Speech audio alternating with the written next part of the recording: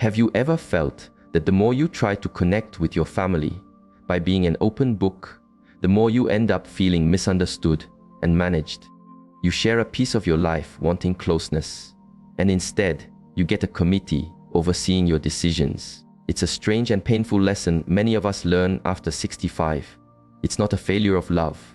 Far from it. It's that love, especially family love, is a powerful force that can sometimes become overwhelming. It's a mix of genuine care, unspoken fears, and personal histories. And when you lay your entire life out for inspection, you invite all of that to rush in, often creating waves you never intended. For years, I operated on the principle that total transparency was the key to a strong family bond. I truly believed that hiding nothing showed the ultimate trust.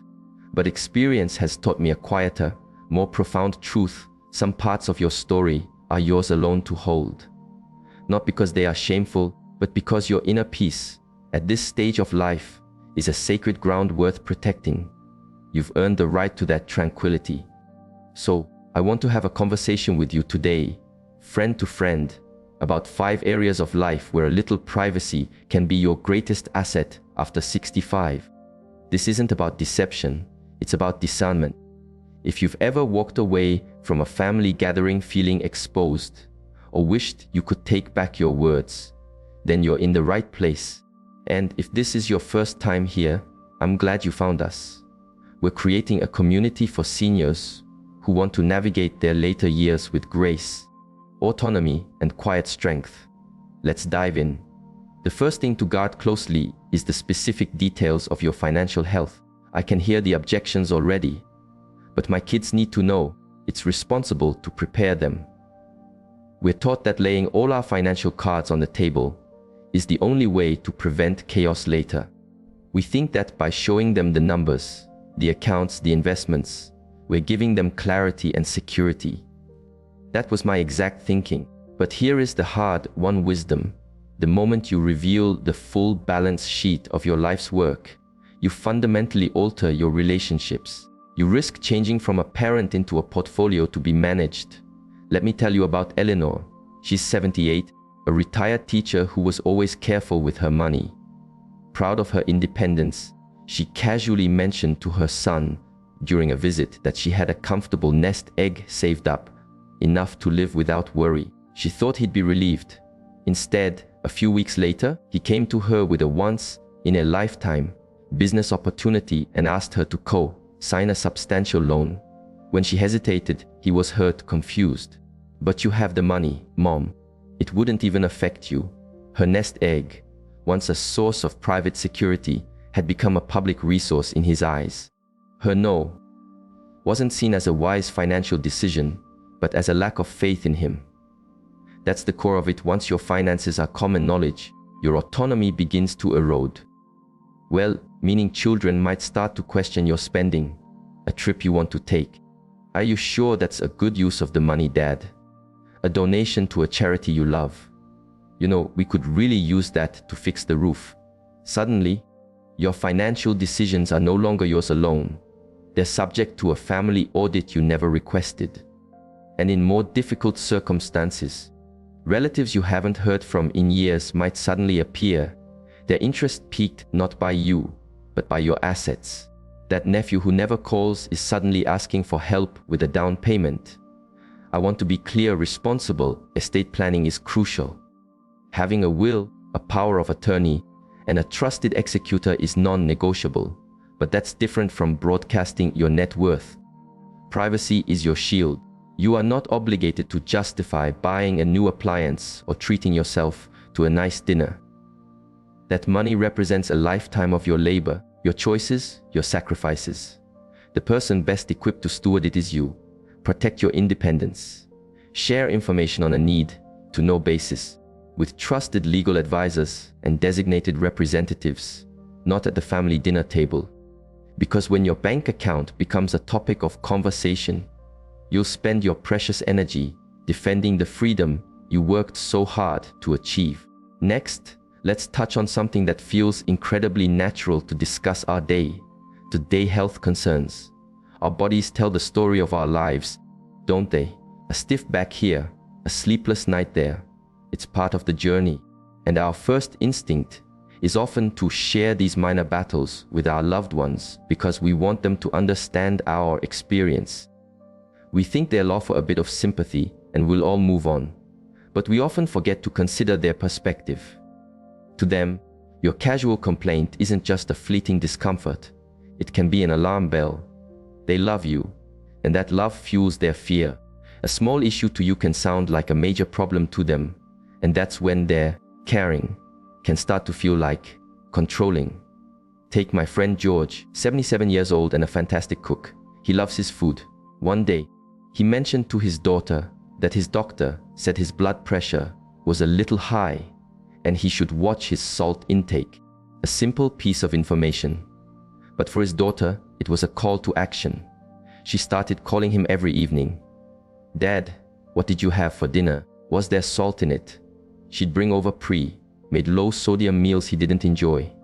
Every meal became a point of tension. George, who just wanted to share a small life update, suddenly felt like his kitchen, his greatest joy, had been invaded. His daughter's love was suffocating his independence. This is the hidden risk of oversharing every minor ache and pain. You may be unintentionally scripting a narrative of frailty for yourself in the minds of your family. You might feel strong and capable 95% of the time, but they start focusing on the 5% you complain about. This can lead them to see you as someone who needs constant monitoring, which is the first step toward them making decisions for you. Maybe you shouldn't be driving so much anymore. Or, let me handle the groceries, that looks too heavy for you. Now, let me be crystal clear, if you receive a serious diagnosis or have a condition that requires support, you must share it. You need and deserve your family's help in those moments. But broadcasting every single creak and groan is different. Think about it. Constantly talking about what's wrong can also shrink your own world. It makes you, in your own mind, a collection of symptoms rather than a whole person. You are so much more than a sore knee or a bad night's sleep. You are a person with stories, wisdom, and daily joys. Don't let the small stuff overshadow the big picture of who you are. So be the curator of your own story. Talk to your doctor, yes. Be mindful of your body, absolutely. But with family, choose what you share with intention. Ask yourself, is sharing this building connection, or is it chipping away at my autonomy? Dignity in our later years comes from knowing our own bodies and trusting our own judgment, not from having our every move scrutinized out of love. Now, let's wade into trickier waters: family disagreements. By our age, we're veterans of family drama.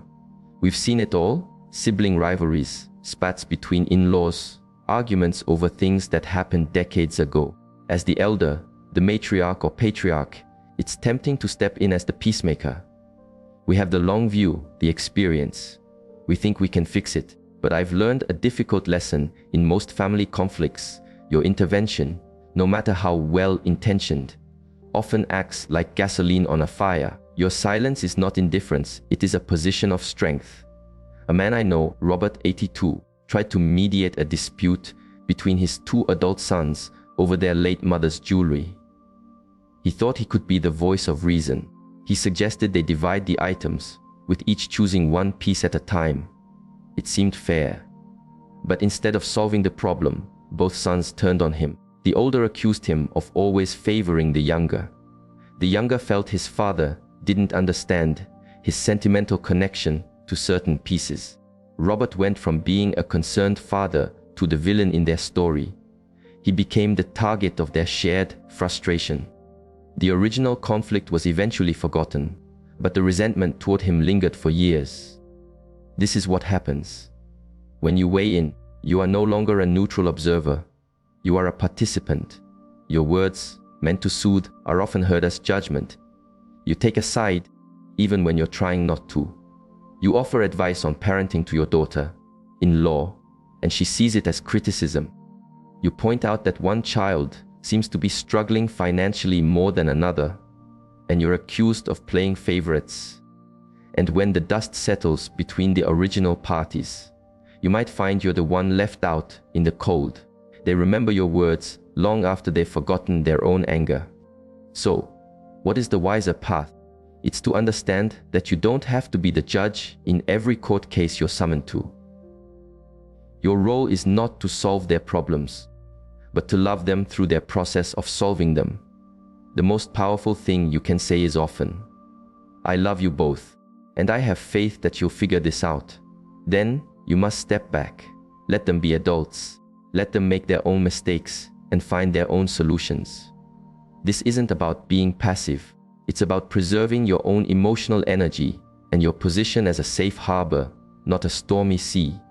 You can be the calm, steady center that everyone knows they can return to once the storm has passed. You've seen enough to know that most fires burn themselves out if you stop adding fuel. Your peace is worth more than the temporary satisfaction of being right. Love them from a place of quiet strength, not from the middle of the battlefield. Let's move to something more internal, but just as delicate: our past regrets. We all have them. Roads not taken, words not said, dreams we set aside. It's a natural part of a long-lived life. And sometimes, in moments of reflection, we feel the urge to share these with our children, perhaps as a cautionary tale or simply to be known more fully. But I urge you to be cautious here, because what feels like a simple, honest reflection to you can land as a heavy burden on them. I think of a man named Arthur, a kind and dedicated father of 80 who had a successful career in accounting. One day, he confessed to his son, a high-achieving lawyer, "You know, I always wished I'd had the courage to be a painter." He meant it as a simple truth about himself. But his son heard something entirely different. He heard, "My safe career path was a disappointment, and by extension, your safe career path might be a disappointment too." It created a subtle distance between them, as the son felt his life's work was somehow being judged against an artist's dream his father never pursued. That's the unintended consequence of sharing regrets.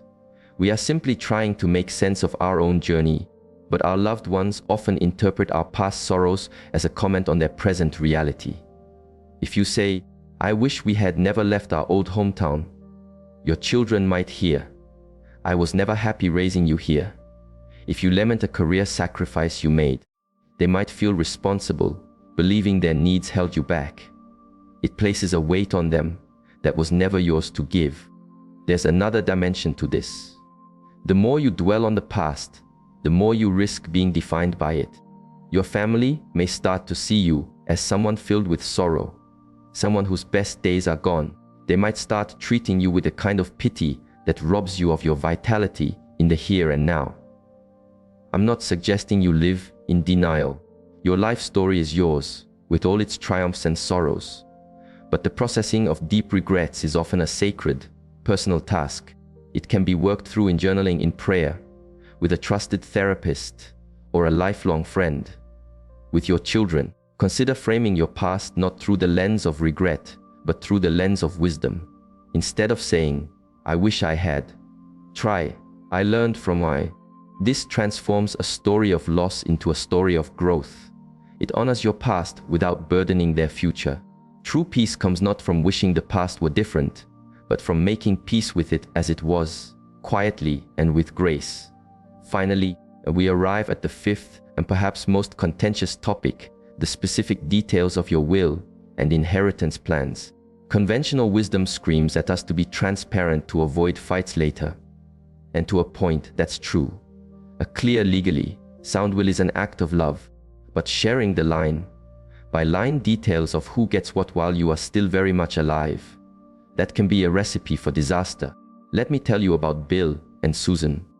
They're in their early 80s, and to get everything in order, they sat their 3 children down and explained their plan. The house would be sold, and the proceeds split equally, and certain sentimental items were designated for each child. They thought this would create peace. Instead, it lit a fuse. Within a month, the children were arguing.